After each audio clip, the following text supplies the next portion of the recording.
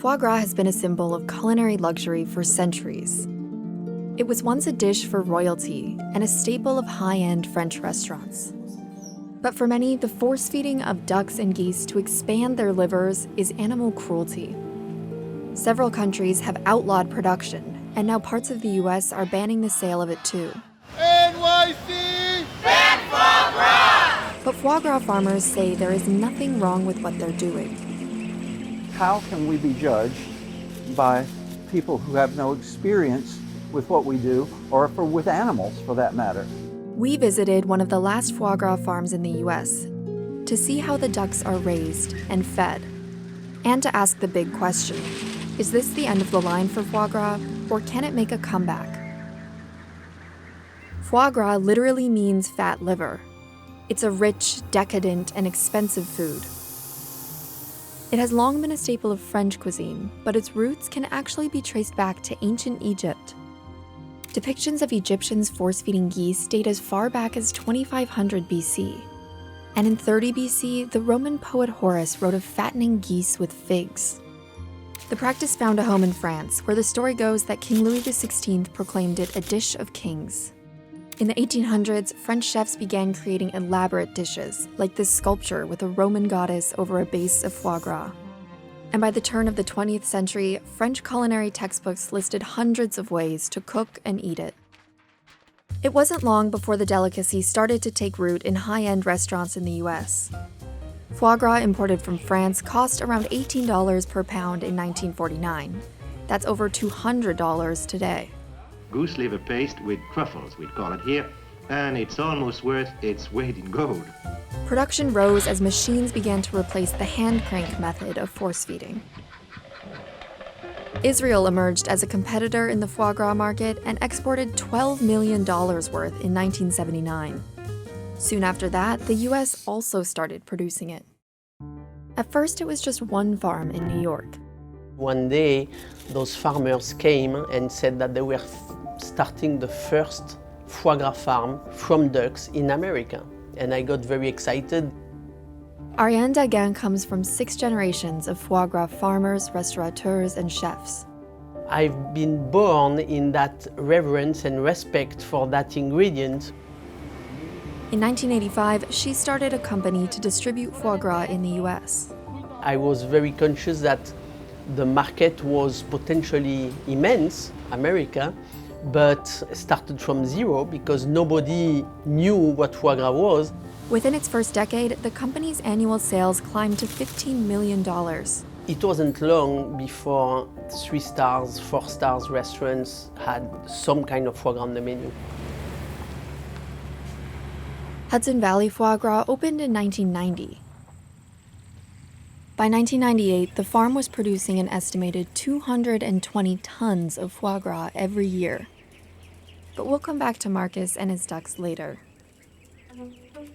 By the 90s, the campaign against force-feeding was well underway. Stop the torture! Stop the pain! Animal rights groups like PETA staged force-feeding demonstrations on humans and called for boycotts of foie gras. By 2003, 10 countries had banned the force-feeding of animals, including Israel, which was the 3rd largest producer of foie gras at the time. A decade later, India became the first country in the world to ban not only the production, but also the import and sale of foie gras. In 2018, activists ran a campaign to do the same thing in New York City. Voters for Animal Rights worked with Councilmember Carlina Rivera to introduce legislation banning the sale of foie gras. This is a really, really big day for animal rights. It passed in 2019 with 42 votes and will take effect in late 2022. When the bill passed, it was just a moment that I'll never forget. But the bill could be a disaster for producers just a few hours north of the city. Hudson Valley Foie Gras is one of the only producers left in the US.